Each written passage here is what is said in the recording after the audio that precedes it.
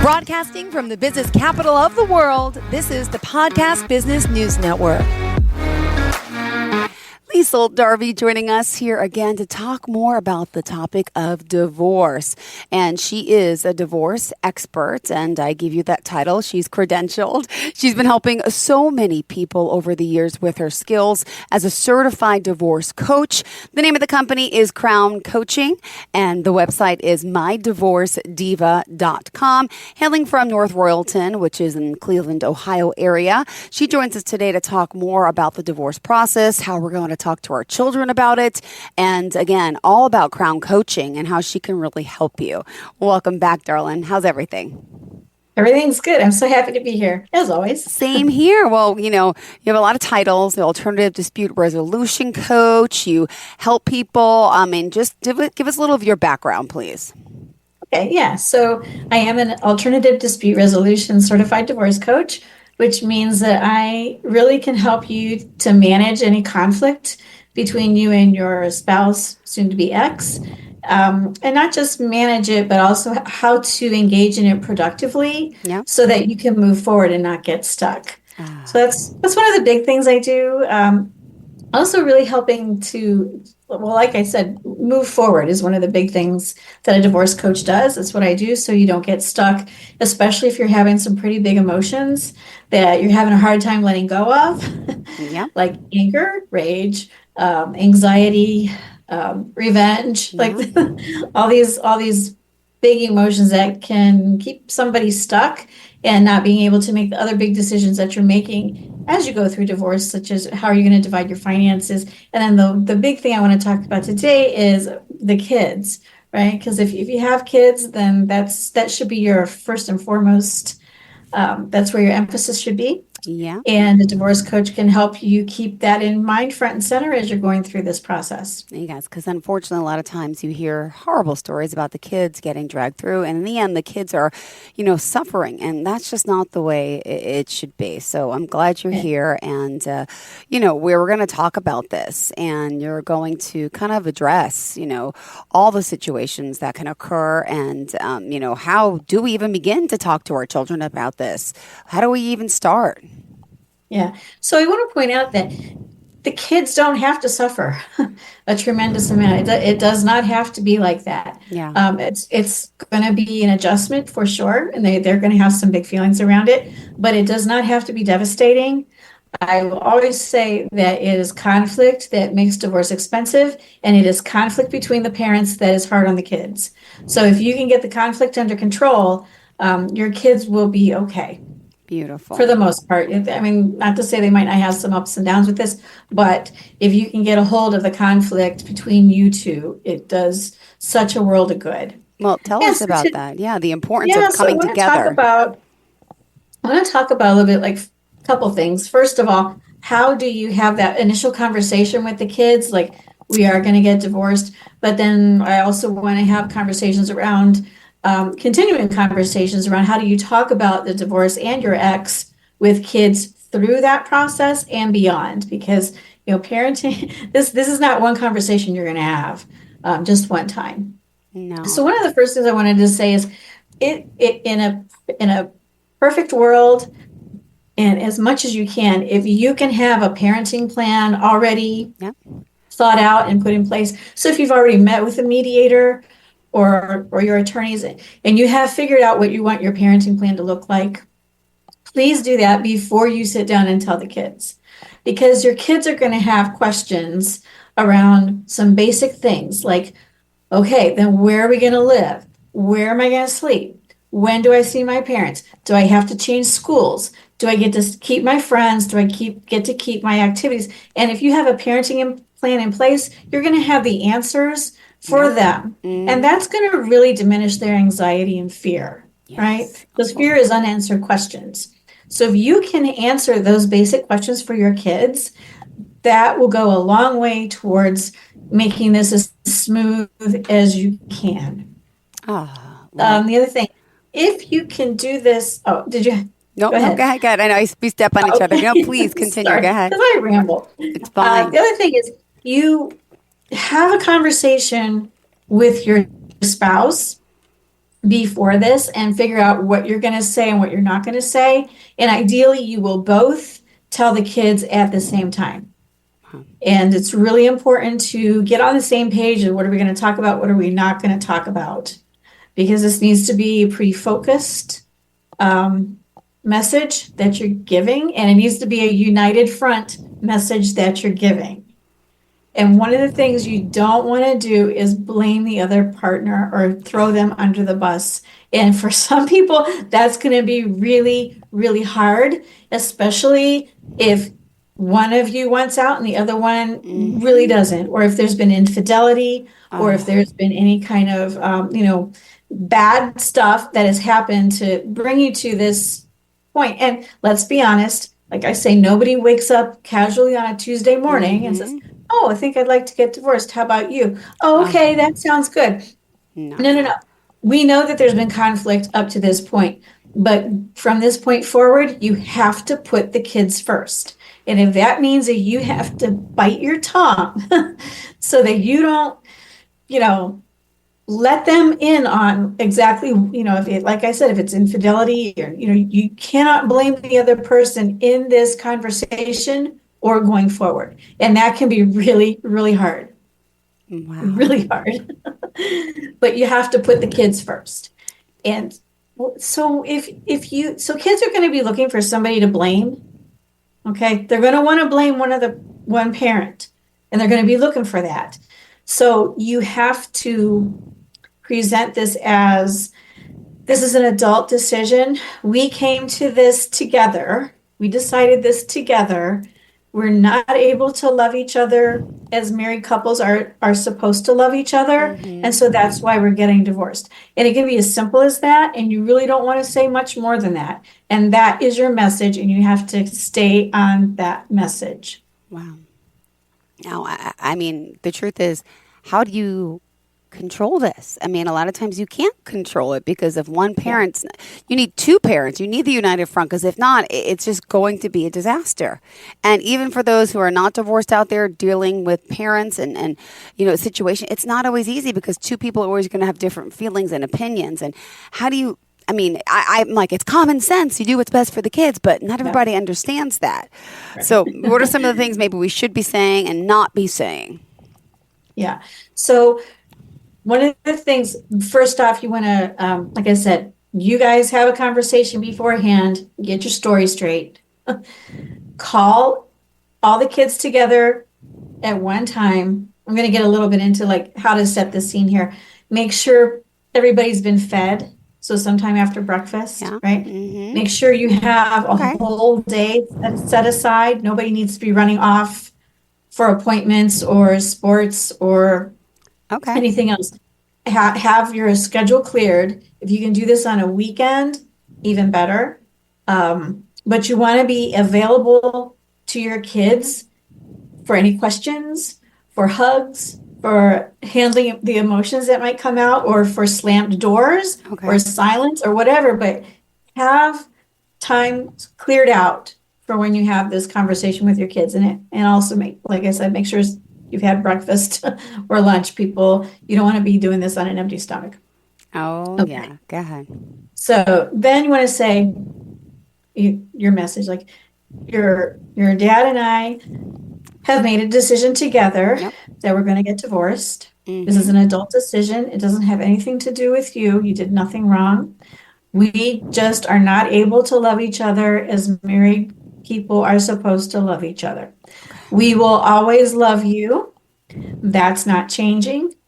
We're going to go and we're still a family, but we're going to be transitioning to a family that lives in two households. And then you just, what are your feelings about that? And you're going to get a lot of different kinds of reactions. And a lot of it, of course, depends on the age of your kids. So if you have really young kids, you're going to be having this conversation a lot because they can't process it. And even older kids. Yeah. So, but I don't want you to be thinking you're going to have this conversation once and that's it. You might be having many small conversations about this 100 times. And the kids are going to have different kinds of questions. So again, younger kids, they might just be like, what's happening? Where am I sleeping? Where's Uh-huh. daddy? Yep. Those kinds of things. And you just repeat your message. You're going to be, we're going to be staying here. Don't you worry. Here's your favorite, toy. The pets are here. Whatever you can say to just kind of keep repeating a very soothing message. We love you. We both love you so much, and that's not changing. Okay, so don't you worry about that. Older kids, especially maybe around, you get a little bit older, like 12, 13, 14, again, they're going to be looking for somebody to blame. And so they're going to have some more pointed questions like, well, what really happened? Whose idea was this? And you cannot feed into that. You still have to stay on point with this. Like, we both decided this.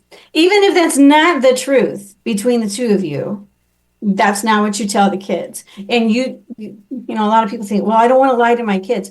You're not lying to your kids, but this is not their business who decided what. This is an adult decision. It's not for the kids to have any part in it. Your message is, we decided this together. True. We're getting a divorce because we cannot love each other the way that married people are supposed to love each other. And you just keep repeating that. And it's going to be hard because the kids are going to, because so your kids deserve to love both parents. You don't want to make them choose, and kids are going to feel like they need to choose sides if you don't give that message. So true. And they're going to want to protect the parent that they feel is most vulnerable. Okay. So even if you, in your heart of hearts, you're like, oh, he deserves this. I don't want the kids to, be siding with him. Yeah. You have to get a grip on that before you have these conversations, and you have to put the kids first. They do not want to, don't make them choose sides. They deserve to have a loving relationship with both of their parents. Yep. And your ex maybe they're a terrible partner, but that doesn't mean that they're a terrible parent. True. Right? So you have to leave that door open. You're going to be co-parenting for a long time, and the smoother you can make this now, the better off down the road. Wow. These are some hard topics and hard conversations. It really is. But so many people are going through the same thing. We have to just, make you all aware that you're not alone. And that's one of the things that is wonderful about you, because you can empathize. You've been here, you've been through this. And of course, worked with so many people who have been as well. Let's just remind everyone at this time how we can contact you, and then we'll continue the discussion, please. Okay. So you can find me at www.crowncoaching.com.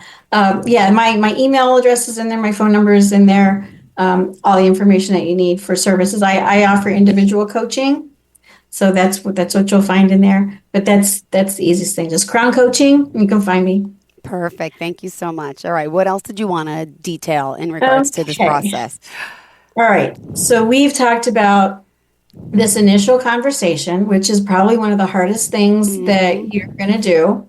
One of them. It's not the only thing, but it is one of them. Like I said, so you want to be available to the kids for the rest of the day, the weekend, because some kids might be quiet and not have a whole lot to say right now, but they might have some questions later. If they're upset, go and give them a hug. If somebody storms off to their room, divide and conquer. Somebody stay with the kids, that are there, and somebody go off and talk to that one that's really, really upset, and know that they can change roles all through this process. It might also be nice to think about having some kind of a family activity later that day, even if it's just you're watching a movie and having some pizza together, so that the kids still see that you guys are still able to be civil. And again, a united front, because kids will try to divide and conquer if they think they can. But it's really important that they see that you guys are still able to be a family, still be parents to both, to all the kids, that you can be in the same room. That's so important for them to know that you can do that. Yeah. So have something, maybe a walk in the woods, something that you're still doing as a family, just to, again, give them a sense that this will work out. Oh, Okay, but then, okay, so that's that conversation. okay. Go ahead. Go ahead. Then what happens to all the conversations that you're going to have from that point onward? Okay. Again, you cannot blame. You cannot talk badly about the other parent in front of the kids. You can't do it. And again, even if you have to chew your tongue off, do not. Do not. Because that's where damage comes in when the kids, again, are feeling like they're having to choose sides. So think of it as a bookend, right? Okay. So even if, let's say that you hear let's say your other parent is bad mouthing you, because I hear about this all the time, but he's saying this about me. Well, it's driving me crazy. How do I handle that? All right, so they put up one side of a bookend here. Okay, your kid's in the middle. You don't want to bookend your kids, which means that you cannot say anything about it, or else now your child is in a bookend. And that's where damage goes. So it's going to be up to you to take the higher road, even if this almost kills you. You cannot, you can't come back and say something about that. What's a better thing to do? I mean, I don't expect you to stand there with your mouth closed and just look at your kid, but you can say, how do you feel about that? Like, turn it back on the kid. Or does that sound like something that you've seen me do, or does that sound like something I would say? Have a conversation with your child about this, and that changes the dynamic, rather than immediately getting defensive and saying, I would never say that. Your dad's a liar. I would never, that's a whole different trajectory. And now your kid's thinking, oh my God, I can't talk about anything because mom's going to be mad, and then she's going to tell dad, and then dad's going to be mad at me. You don't want that to happen. No. Nope. Okay.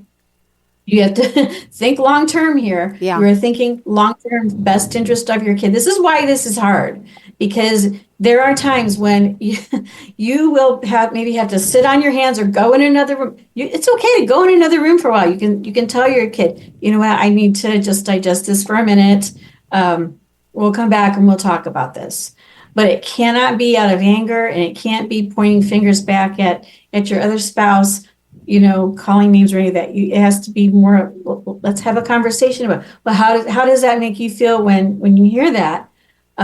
What do you think about this? Yeah. Turn it back on them and have a conversation, no matter how hard that might be in the moment. Because you know what? If your ex really is doing some bad things and saying bad things about you, your kids will figure this out. Yeah. Right? That's what everyone says. Yep.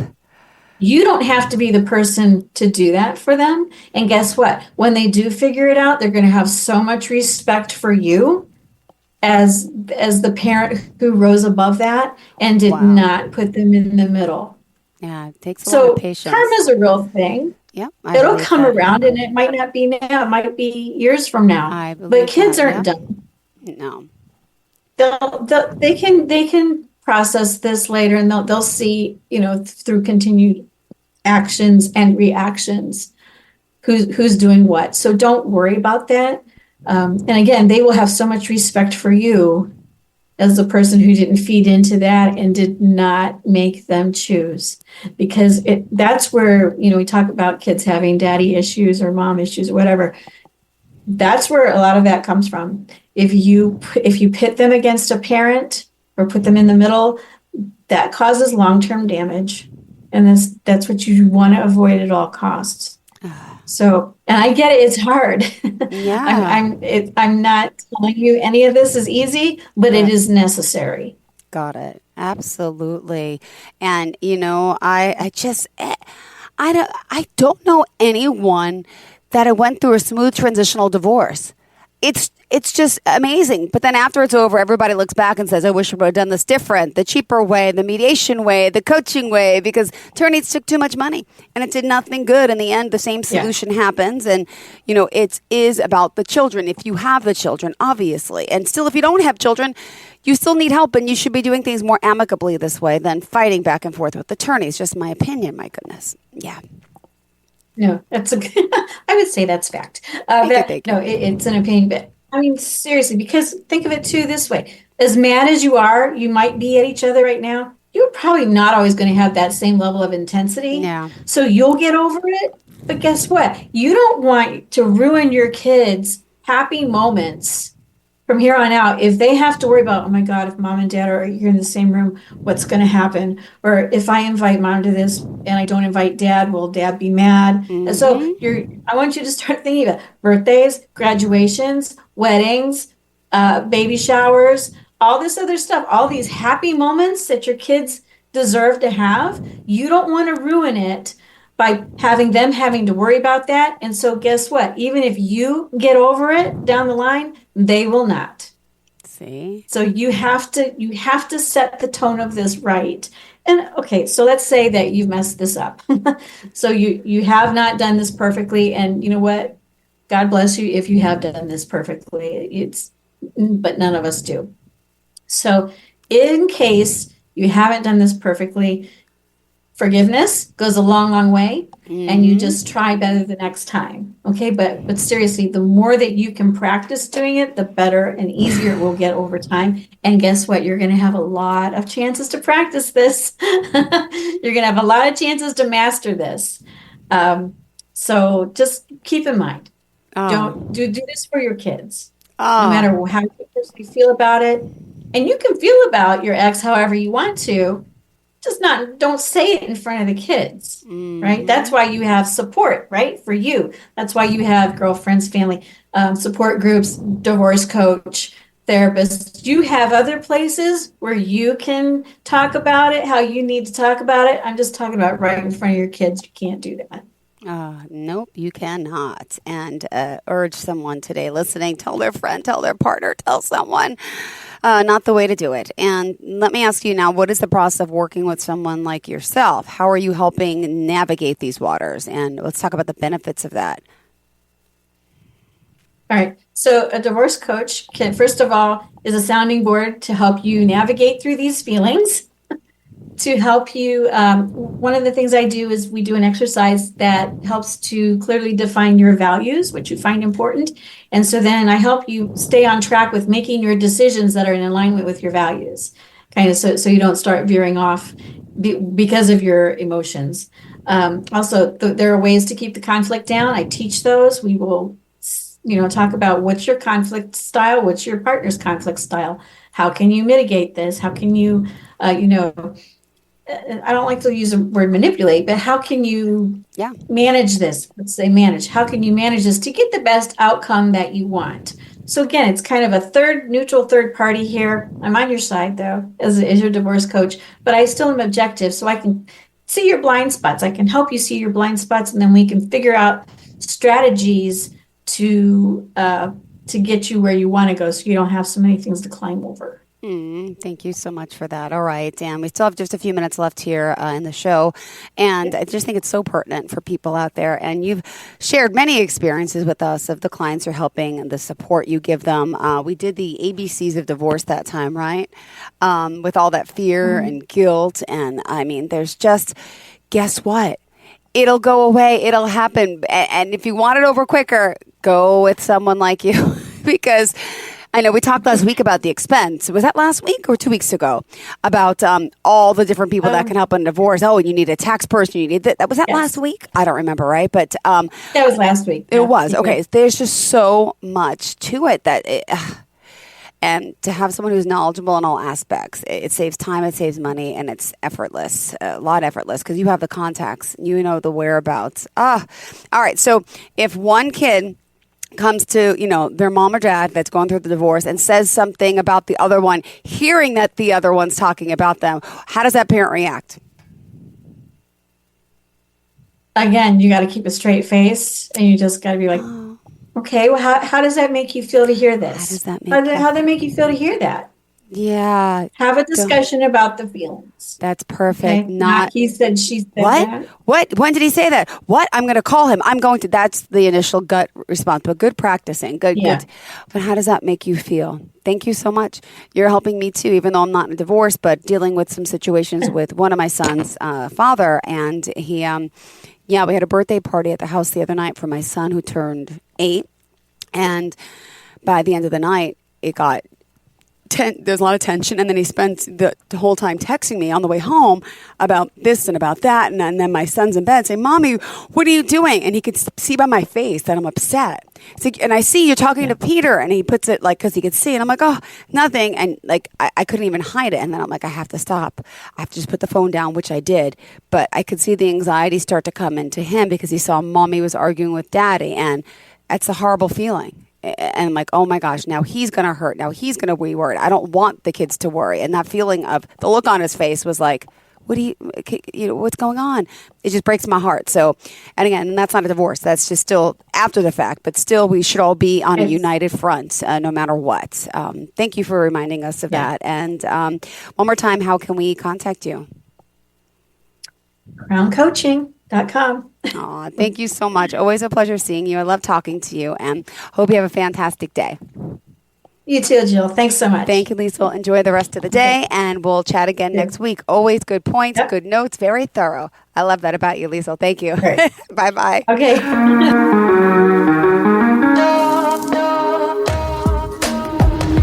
Broadcasting from the business capital of the world, this is the Podcast Business News Network.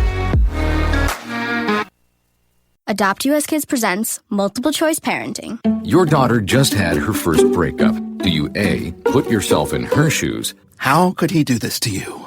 And for Sheila, she has split ends. B, console her? Oh, sweetie, this is going to happen a lot. 4, maybe 5 more times before you get married. C, take charge? Got to get this all straightened out. Give a little talking to, man, mano a mano. Hey, Steve! Is now a good time? No? Okay, no problem. Bye. Or D, help her find a new boyfriend? I know a great place to meet boys. The internet. Nice, single boys.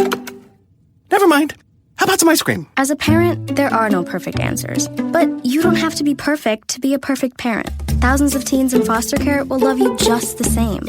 For more information on how you can adopt, visit adoptuskids.org. A public service announcement from the U.S. Department of Health and Human Services, Adopt U.S. Kids, and the Ad Council.